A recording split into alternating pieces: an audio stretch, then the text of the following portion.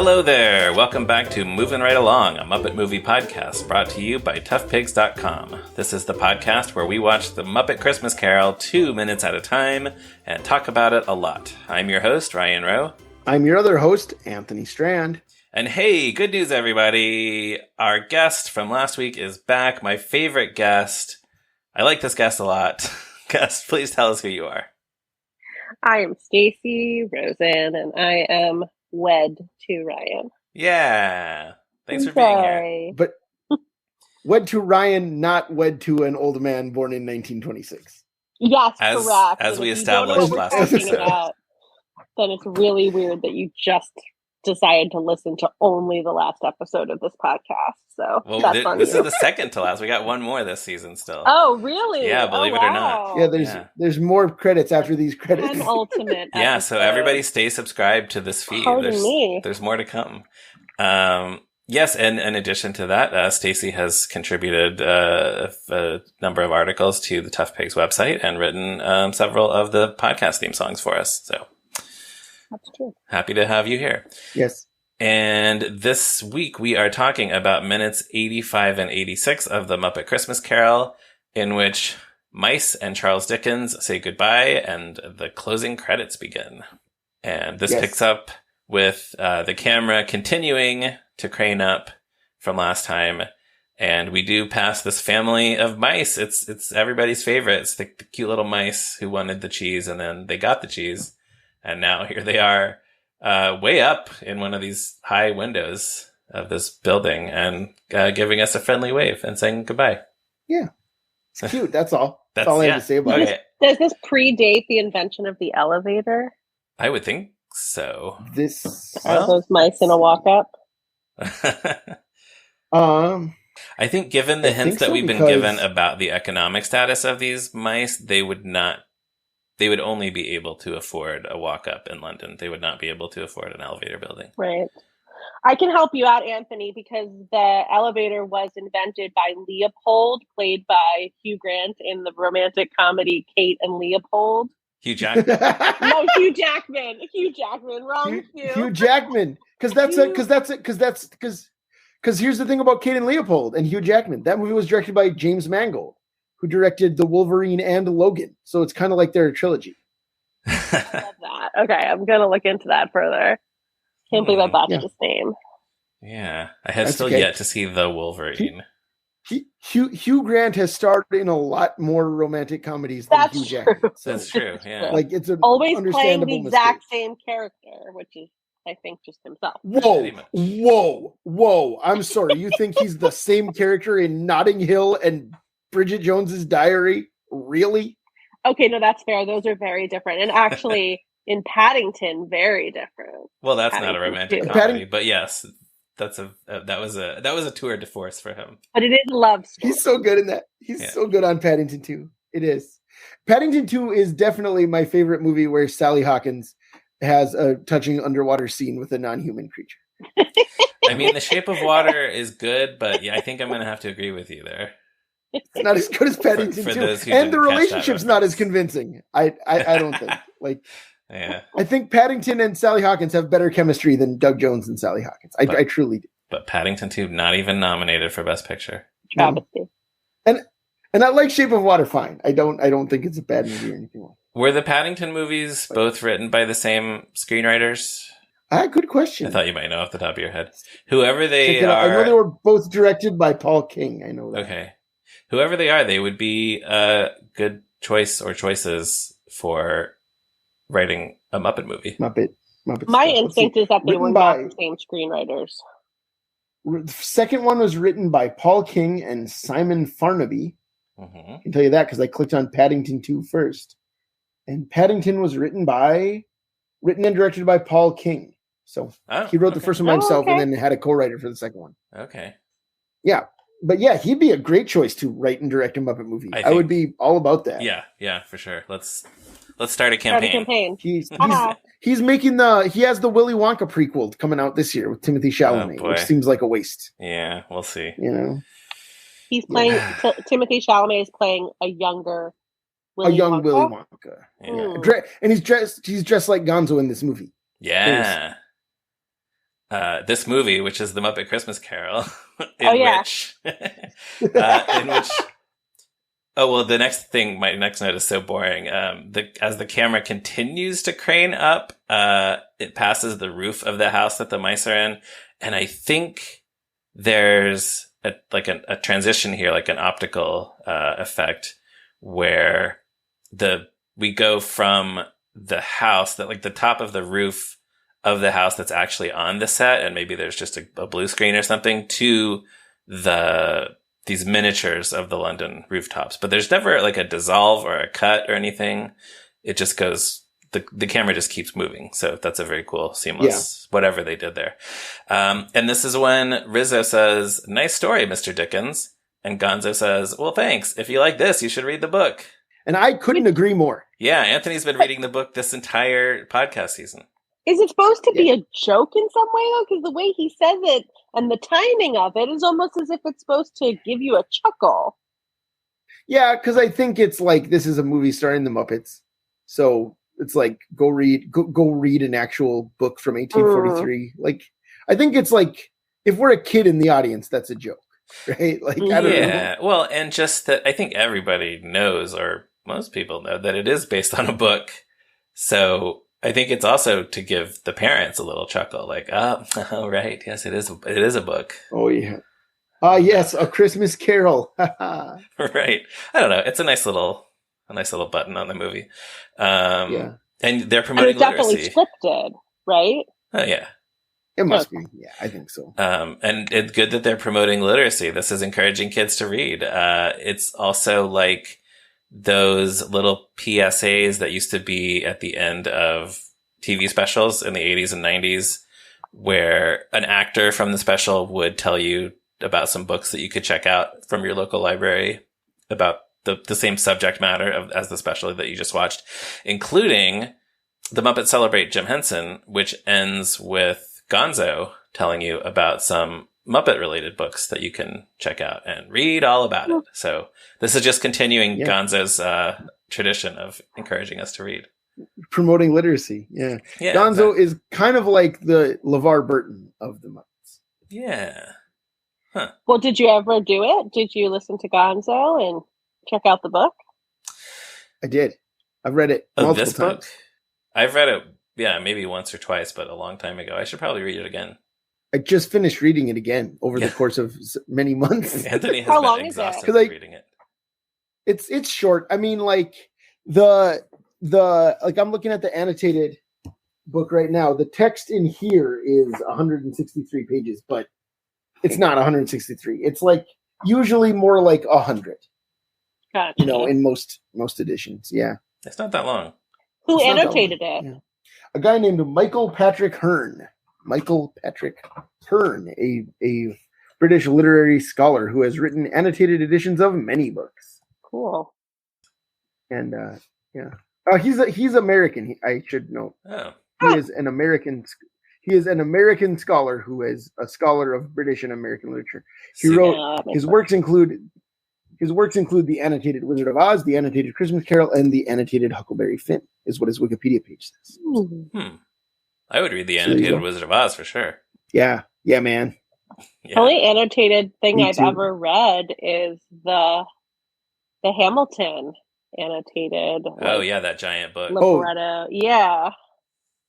Hamilton, the Revolution. That's the title. Yeah. And I know Ryan has the Phantom Tollbooth annotated. I'd like to read that sometime. Oh, cool. That exists? Yeah, it's really good. I don't remember who did the annotations though, but right. I have so I've read a few different ones. I like to, if I haven't read a classic novel, I like to get the annotated version because it's kind of like I'm watching the DVD and the behind the scenes extras at the same time. At the same time. Yeah. You would read it for the first time with the annotations? I recently read Little Women and Dracula both for the first time with the annotations. Cool. And because I know both of those stories so well. Well, okay, yeah. You weren't going to get spoiled, possibly. Right. And that's what I decided was I've seen at least 4 movie adaptations of each of those novels. Like at least 4. you know? Yeah. And I just thought, you know what? I know what Little Women is. I'm going to get a lot more out of like reading it with, and it's great. John Mattison was the name of the annotator. And it's very focused on like, here's how it does or doesn't reflect Louisa May Alcott's actual life. Oh. You know, it's very like this moment is something that happened to her actual sister, who Amy is based on, or whatever. You know, and it's great. I thought it was fascinating. I loved it. Yeah, that would be. And then, annotated Dracula. Can I say this? Is this boring? I don't know. No. Keep going. The annotated Dracula that I read was a lot more disappointing. Oh. It was written by a guy named Leslie S. Klinger, and he had previously done like a well-regarded annotated Sherlock Holmes, and which I haven't read. I've only read a few Holmes stories, but that the premise was like that he's working from John Watson's papers, and it all happened. Like was the premise of that annotated Holmes. So he does the same thing here, and like treats because Dracula is an epistolary novel. It's all written in letters. Yeah. So he treats the whole thing like these are the actual, like Jonathan Harker wrote these letters or whatever, and Bram Stoker just like collected them, and it wears real thin. Yeah, I bet. Like because there is plenty of real information in there, but then he'll always be like, this is inconsistent with something else. And it's like, bro, none of this happened. Like, you know that. Yeah. Like, yeah. So I don't know. That's a weird way to do that. Yeah. So those are the 3 annotated editions of books I've read recently. Christmas Carol, Little Women, highly recommend them. Dracula, less. Okay. But you don't have to take Anthony's word for it. You can check them out. Yeah. And read all about it. Annotated Phantom Tollbooth. The annotations are by Leonard S. Marcus. That's also a book that I would recommend. Oh, and as long as we're talking about the annotated Christmas Carol real quick, the old Curiosity Shop is officially closed because the book is over. I reached the end of the book, right? Okay. What kind of in the last episode? What kind of sound effect should I insert here to indicate that it's closed? Just like a door slamming or door shutting? Yeah, do the bell and then the door shutting. Oh, the bell and then the door. Okay, got it.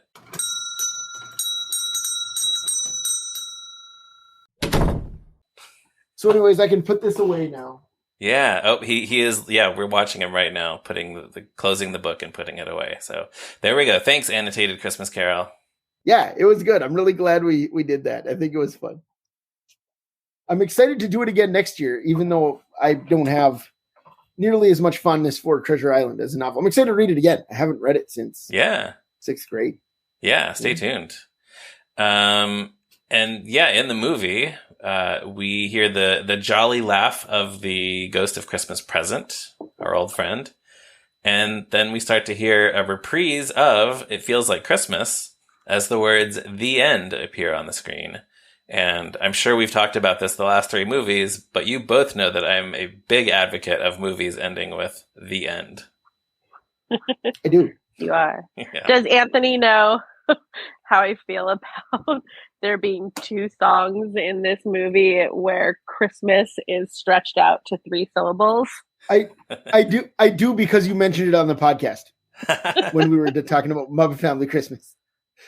Oh, okay. I mentioned right. it for that movie about this. You movie? mentioned it, yeah. You just mentioned how the next one is going to have multiple songs where someone goes Christmas. That's what you did it. Like, I'm nothing if not consistent. There you go. Right. You know. I was delighted then, and I remain so. Well, just this song. I straight up love this reprise of the song. Because here's the thing. This is my favorite song in the movie. I said that when it was on the first time. But what I love about this reprise is that the Ghost of Christmas Present doesn't really sing that much on it. It's mostly the choir. Yeah. And then Ghost of Christmas Present just goes, "Merry Christmas." Yes, it does. Right. Yeah. He chimes in. Yeah. He's just these interjections. Are you familiar with the 90s gospel singer, R&B hype man, Kirk Franklin? You're familiar with Kirk Franklin and the Family? Yeah. he did this. That's what this has always reminded me of. Is on his albums, he has a whole choir, right? It's like Kirk Franklin and the family is a whole choir, and the choir sings the songs, and then Kirk Franklin just goes, "Come on, yes sir, listen." Like that's his role, is to just like. Do you think he's recording those separately, or do you think he's like in the studio with them? Oh. Yeah, I don't know. Good question. But I've always loved that the closing credits of this movie just have the Ghost of Christmas Present transforming into Kirk Franklin and yelling interjections instead of singing the song. If I had to guess, for this movie, they probably recorded the choir singing the song, and then they had Jerry Nelson do the shout outs separately as the ghost. Yeah, probably. But yeah, it's just a lot of fun. And Staci, any other thoughts about the song? It Feels Like Christmas. You were not here when we covered the first version of the song. Oh, I didn't note anything. Okay, this time around. Cool. So then, the credits. It starts with the Muppet performer credits, which is nice to see. If I remember right, the opening credits. I didn't go back to check. The opening credits were just the Muppet characters, or did it also include Michael Caine? Include Michael Caine is first billed. In the opening credits. Okay. Yes. Yeah. And then the Muppet characters. Okay, so now the Muppet performers actually get to have their names listed, which is nice. Starting with Dave Goelz getting first billing here. Which is really nice because he deserves it on this movie. Like Gonzo is absolutely the Muppet star of this film. Right. Yeah. So I think it's great. And then Steve Whitmire, Jerry Nelson, and Frank Oz. He gets the "and" credit, which is usually like kind of reserved for special billing. Then we have with David Redman, Louise Gold, Mike Quinn, Karen Prell, and Rob Tigner. We've talked about all these people in various capacities. Is it me, or did it look like David Redman had a little bit more space under his name? I agree, and I actually noted that as well. Yeah, it looks like there's some contractual reason why David Redman is slightly separated. From the group. I guess I don't know what that would be. I don't. Well, have you noted that in other productions? I don't know that we have in other Muppet movies. No, not that I remember. He does have, I think, more. Like, he's going to be listed in a moment when we see the character listing credits. He's going to be listed as Peter Cratchit and the Swedish Chef, right. And I don't think Louise Gold gets credited for like Charwoman. No, that's does she? True. And so I guess David Redman, not quite one of the main four guys, but still, has enough to do and enough different characters. And I don't know, but it's interesting. Like, Louise Gold had been working with the Muppets longer than he had at this point, but I guess she maybe didn't play as many characters, or and Karen Prell too. Yeah, right. So, yeah, he has a more determined agent. Could be, yes. Maybe sometimes that's all it is. I think, yeah.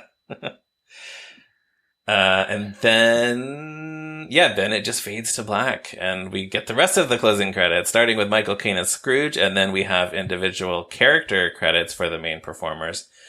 The interesting thing about this, some of them are credited as their Muppet character names, and some of them are their Christmas Carol character names. For Dave Goelz, it says The Great Gonzo, not Charles Dickens, but then it says Robert Marley and not Waldorf. That's interesting. Yeah. Inconsistent. What's up with that? And for Steve Whitmire, it says Kermit the Frog instead of Bob Cratchit. But for Jerry Nelson, it says Tiny Tim Cratchit and not Robin. So maybe it's just the characters who are credited by their Muppet name at the front. Oh, we know Kermit the Frog plays Bob. No, because but it doesn't say Statler and Waldorf, right? Yeah. Right. Yeah. So we know that Bob Cratchit is Kermit because we saw it up front, and we know that Miss Piggy is Emily Cratchit. So it can say. Well, Piggy and then I noticed don't know. All of Frank Oz's characters are credited by their Muppet names. So even Fozzie. Yeah. So I don't know what's going on there. Yeah, and Piggy and Fozzie are both in those opening credits, like I said. Yeah. And Animal doesn't get a different name, and Sam is the headmaster, but that's not a name. Yeah, but I mean, they could have discredited him as headmaster. I don't know. Headmaster. They could. You should probably write them a letter, I think. Who am I going to address this letter to? Was there ever, like, a different opening where they are playing themselves, the Muppets, and they decide to tell the story? Like, was there ever, like, a... Not that we know of. Unless it was in an earlier draft of the script. We haven't been able to get our hands on any. Because that could potentially explain it. If just, like, the main initial crew, not including Robin, not including whichever other ones he said were named as their Christmas Carol character, I wonder if there was, like, a breaking the fourth wall sort of scene at some point. Yeah, in which case you would expect Kermit to be Kermit and Piggy to be Piggy. Exactly, and whoever else was in that. Yeah, but you wouldn't necessarily see Ma Bear. Well, no, that says Ma Bear. It doesn't say Mrs. Fozziwig as Jerry Nelson. So, but he calls her, but he calls her Ma in the movie. He says, "Take it, way to go, Ma." Yeah, it's Fozziwig's Ma. Yeah. Who knows? All right. If anybody does know anything about this, please tell us, because this is very curious. And then there's the other Muppet performers and puppeteers and voice actors. Then there's a credit for Mr. Caine's double, and that person's name is Reginald Turner. I looked him up, and he actually has his own page on Muppet Wiki. The wiki says he's the longtime stand-in and photo double for Michael Caine. It also says that we see a lot of Reginald Turner in the Scrooge number in this movie, which makes sense because we don't see Scrooge's face. So a lot of the time when we think we're seeing Michael Caine, we're actually seeing Reginald Turner just skulking around the city from behind. And that's what he does. They have a quote from Michael Caine from his memoir saying, "He has perfected my walk and mannerisms so exactly that I get lots of free days when he does the long shots." So good for both of those guys. He has also doubled for Michael Caine in the movies Without a Clue, Little Voice, Shiner, and Last Orders, and a TV movie of Jekyll and Hyde. So that's a nice gig that he carved out for himself. He doesn't walk differently when he's playing different characters? I guess he always walks like Michael Caine when he's doubling for Michael Caine. I guess I'm referring to Michael Caine himself. Like, he doesn't change up his walk. Like, does Scrooge walk differently than the guy from Little Voice? Yeah, I don't know. That's a good question. Maybe we should, I didn't actually look to see if Reginald Turner is still with us. Maybe we should try to get an interview with him, if he's still around. Sure. Then there is a credit for additional Muppet performers. There are 38 names here. Now, I think in past seasons, we have tried to go down these lists and at least say a little something about everybody. 38 is a lot of names. So I just encourage everyone. Too many. I encourage everybody to, next time you watch this movie, just take a look at these credits, read all of those names to yourself, and just think about how cool and talented all of those Muppet performers were who helped do the right hands and the penguins and the babies and the lobsters and all those characters that make this movie so much fun to watch. But Anthony, I think you had a couple of specific notes here. I did. Well, so a lot of these are British performers who weren't in the first three movies. Sure. You know? And I know that because I definitely recognize a couple of these names, and I wanted to shout them out. One is Nigel Plaskett. And Nigel Plaskett was on Moppetop's Shop, the same show where Mr. Curly Twirly got his name. He played Moosey Mouse, the mouse who lives in Moppetop's Shop. He played another mouse. He played Mew in The Secret Life of Toys, the TV series of A Christmas Toy. He took over for Steve Whitmire as Mew on that show. But the reason that he is close to my heart is that he plays the sweet but naive con man Unstaff in The Rebus Operation from Doctor Who, a Tom Baker era classic. Oh, wow. So, yeah, as a human man, he's not playing a puppet character. Yeah. And so I've just always really liked, because that's one of my favorite Doctor Who stories. Me and Roz dressed up a few years ago for Halloween, me as the Fourth Doctor and her specifically as Romana in The Rebus Operation. Wow. And because it's one of our favorites. And I just always loved that guy from that story is the Muppet performer. So he's been working for a while. Yeah, he was a young man in the 70s. He's like in his like mid 20s or something in that story, which is 1978. That's cool. I'm pretty sure we've mentioned Doctor Who more times on this season than any previous season of this podcast, which is great. Well, because it's British. Yes, like, exactly. You know, and they made a Christmas Carol episode, and Reg Turner was on many Doctor Who stories. We didn't say that. As long as we're talking about it, Reg Turner played a guard or a unit soldier or whatever without lines in many episodes of Doctor Who. Yeah, that's cool. Yeah, I did see that. Yeah.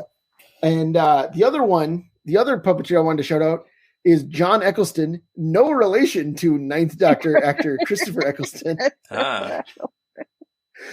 But he did work on another somewhat less beloved but still beloved sci-fi series, Farscape. He was one of the lead puppeteers for Rigel, one of the main puppet characters on Farscape. And he's close to my heart for being Groove, one of the Hoobs on The Hoobs, a Jim Henson series about characters who figure out what the tiddly peeps are up to, which is what kids are. That's what they call kids because they don't know what they are. Anyways, what, Ryan? I don't remember what I was going to say. Oh, wait, tiddly peeps are specifically children? They're not just humans? Yes. Peeps are humans. Peeps are humans. And then tiddly peeps are the little ones. Okay. Anyways, so there you go. That's the two names that I really recognized and like knew what they had done. That's great. And like I say, everyone go read all those names. The executive music producer is Robert Kraft. Muppet Wiki tells us that he also produced the 1993 release of the Ralph the Dog album, Old Brown Ears is Back. Oh, that rules. As well as Muppet Beach Party, Kermit and Pig on the Muppet Hits compilations. Yeah, Old Brown Ears is Back. I don't know if we've ever gotten the full story on that, where apparently Jim Henson recorded the vocal tracks in the 80s, and then they didn't release it until 1993 when they added orchestrations. Right. It's a strange album because it kind of would. I love the album. I love that we have a whole album of Ralph singing. Yeah. A lot of songs from the Muppet Show and a few that aren't. Some songs he sang on the Muppet Show and some songs other characters sang on the Muppet Show. But they're all new recordings, right? It's like it's not the same recording of You and I and George or whatever that he did on the Muppet Show. But it has all these horns over it, and I kind of wish it was just Ralph playing piano. Yeah, I would. Well, if they could do like the Beatles, Let It Be naked when they took out all the additional, all the Phil Spector. Yeah, exactly. Production. Yeah, just release the Old Brown Ears is Back naked. That's what we want to hear. We call it Old Brown Ears is Back and Naked. That's what it's called. Because he is. Well, yeah. Ralph is always naked. He very rarely wears clothing. He wears clothes in Dog City, just like Sprocket. Yeah, there we go. Then costume designer Polly Smith, I'm sure we've talked about her in previous seasons. We've definitely mentioned her this season. Many times, because she's the best. She's this movie's secret weapon. Yes, a genius at designing costumes for small puppets, and especially in this one, where they're all period appropriate and adorable winter wear. Choreography by Pat Garrett. Muppet Wiki tells us she also worked on Muppet Treasure Island, and the Creature Shop TV productions Alice in Wonderland and Jack and the Beanstalk, The Real Story. And she did some work on Little Shop of Horrors, a movie that all three of us are big fans of. Yes, and you didn't say King Ralph. Oh, I did notice King Ralph, yes, in her IMDb credits. Yeah. I don't know. I've never seen King Ralph all the way through. Where is their choreography in that? There's like a whole big dance number where John Goodman plays the piano and like gets the royal quarter hopping. Nice. I got it. I got it. It's King, you don't, right? Yeah, but I think I should. It's not anything. Staci, have you seen King Ralph? I have no idea what it is. So King Ralph is a movie where a king of England dies. It might not even be England. It might be like a fake England. And the closest living relative is an American schlub played by John Goodman. And what is very striking about the movie King Ralph is that I don't know for sure that it was written with John Candy in mind, but it feels so much like a John Candy vehicle. Right?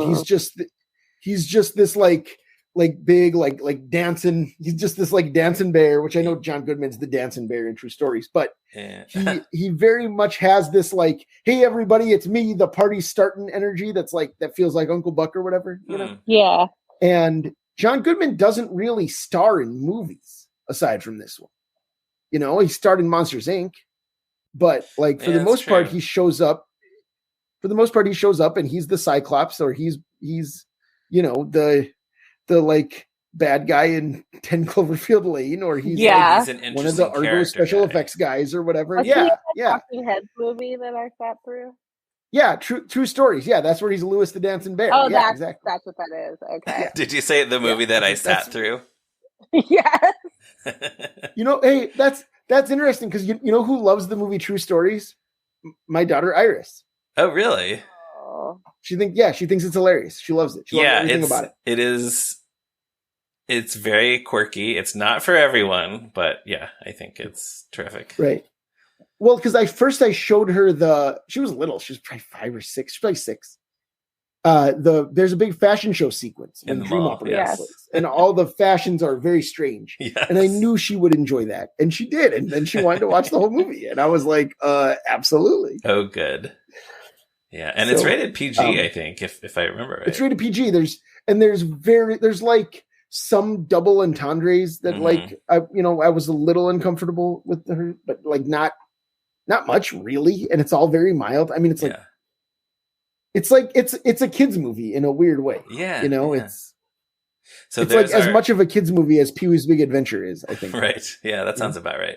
So, movie recommendations: King Ralph. See it if you want to. True Stories. See it if you're into strange, quirky things and talking heads music. King Ralph also features Peter O'Toole as like his major domo. Wow, how about the legendary Peter O'Toole? Yeah. Then the other credit that I noted for Pat Garrett, she did choreography for the 1999 Christmas Carol with Patrick Stewart. Yes, she's credited as dance choreographer, which makes me think that she probably did the Fezziwig's party sequence, which is my favorite Fezziwig's party of all time. Oh, it's so joyous and lively, and just like everyone seems to be genuinely having a great time in a way that isn't always true, you know, in like period adaptations, you know. Right. So I think she's probably deserves a lot of the credit for that. I would have to guess. Yeah, good job, Pat Garrett. And then as far as I know, she never worked with Billy the Kid. Yeah. Right. No, there are a ton of other people who are credited in these credits. I did not write any more of them down, but like I said, me neither. Like I said with the Muppet Performers, everyone should go read their names. They all have families. A lot of them worked on other Muppet and Henson projects, so you know they've all made big contributions to the stuff that we love. That is all I have for these 2 minutes. Anything else on these 2 minutes? Staci, starting with you. Well, you know, when I watch credits, I like to see who provided craft services, and we unfortunately did not get to any sort of craft service credits. So that was a little bit of a bummer for me. Yeah, sorry. Well, do you want us to look right now to skip ahead to the next 2 minutes? I don't know what the ethics of that are. We'll allow it. Do you think that, there have to be craft services, right? With all these people around? I know it's filmed differently than a traditional movie. But... Well, yeah, they hired somebody to bring the food. Let's see. Muppet Workshop, Muppet Costumes, Special Effects, second unit. It's usually toward the end, right? Yeah, it's usually one of the last things. Riggers, plasterers.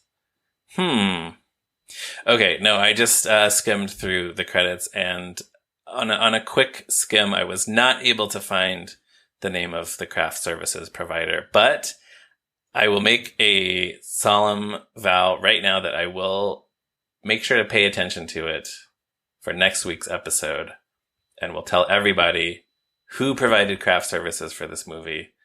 So that if that doesn't bring people back for next episode, I don't know what will. You got to come back to find out who did craft services. Thank you for that. Yes. Was that everything you had?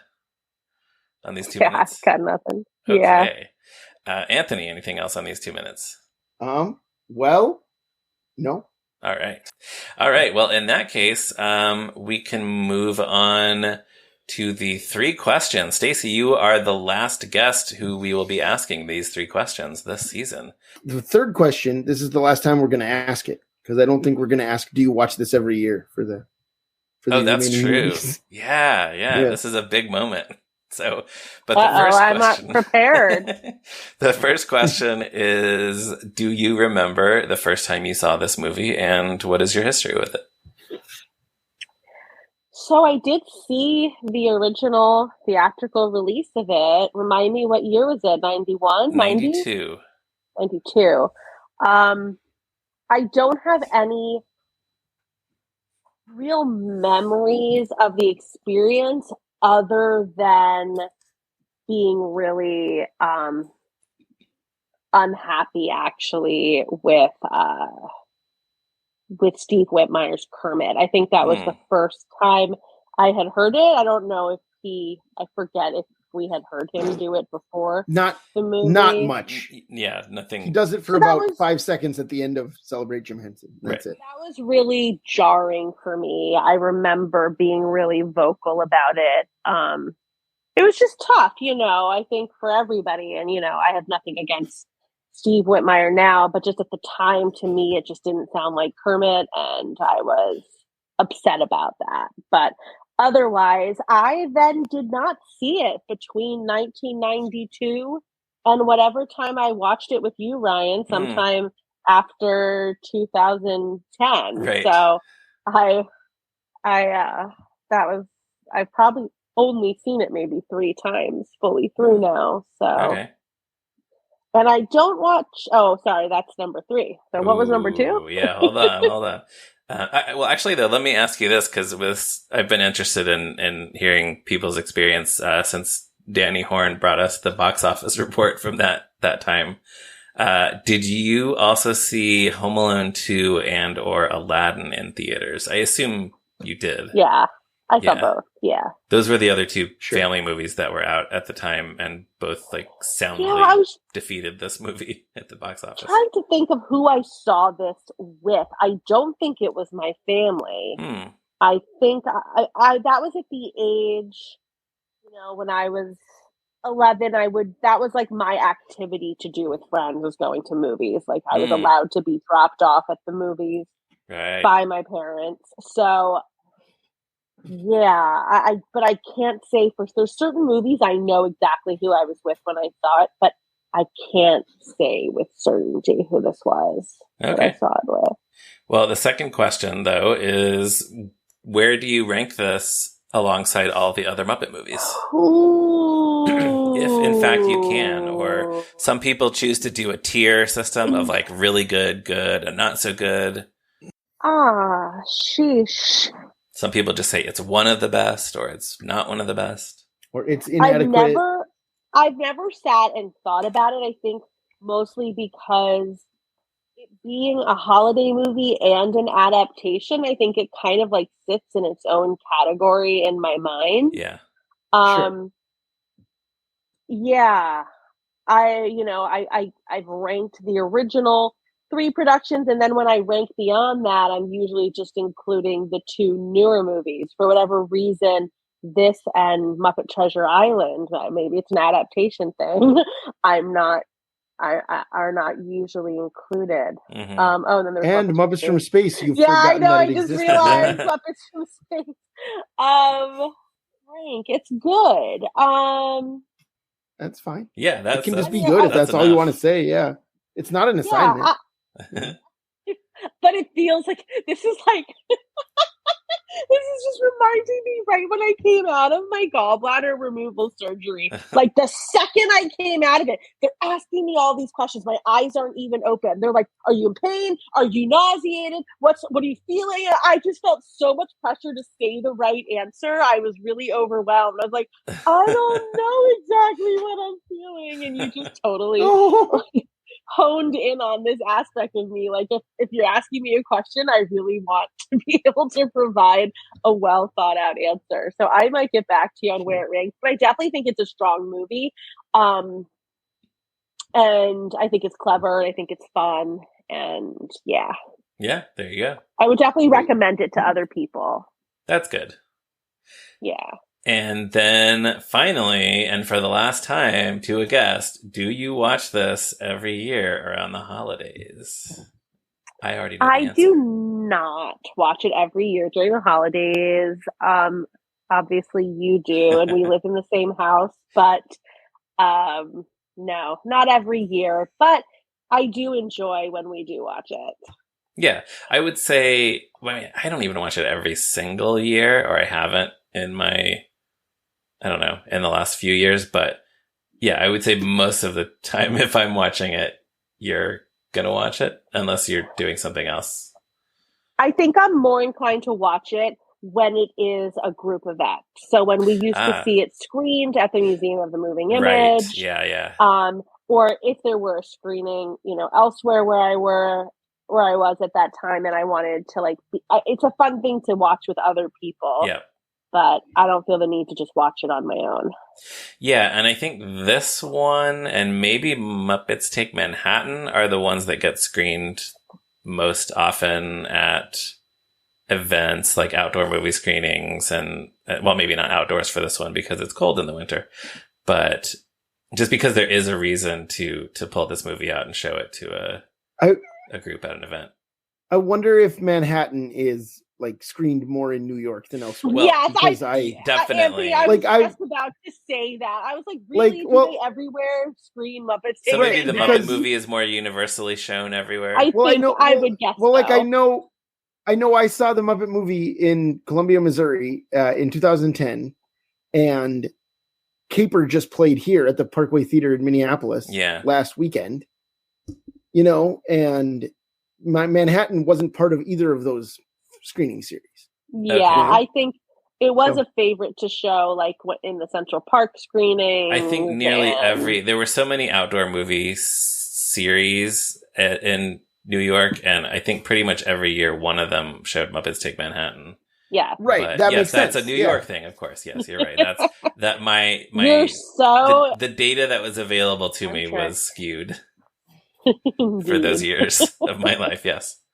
Good point. But with that said, I would watch Muppets Take Manhattan on my own. I don't need a group for that. Yeah, that's your go-to. That's my go-to Muppet movie. Right. Yeah. You tried to kick me off the podcast for that whole season. that was your proposal. I lightly suggested it. I did not take any action to kick you off.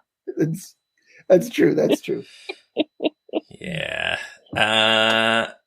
Yeah, okay, then that's it. We can wrap things up for this week. Listeners, find us everywhere on the internet. Thanks to Morgan Davy for our logo. I'm on Letterboxd at Movies Are Neat. Anthony is on Letterboxd at Zeppo Marxist. Staci, tell everyone again where they can find you and or your work or whatever on the internet. I'm around. If you want to find me, you probably could. I'm Staci with an I, Rosen. Okay. And I have various aliases. People should read your articles on Tough Pigs for sure. Yes, go on Tough Pigs under author Staci Rosen, and see what I've contributed over there. Including the one that was nominated for the best Tough Pigs article of all time tournament bracket, which is about when you were an adult and suddenly realized that Sesame Street was not real. Yeah, that was a big moment for me. Yeah, classic article. So check those things out. And also, listeners, we love positive reviews, and we love it when you tell everyone you know, including 38 Muppet performers, to listen to this show. And please join us again, because we have another episode left in this season. We got more to talk about, not just credits. I'm sure we'll have some other notes too. I hope we will. I hope they're interesting. Next week, another episode of... One never knows. Another episode of Moving Right Along. Bye. Go watch Paddington 2. Yeah, cosign.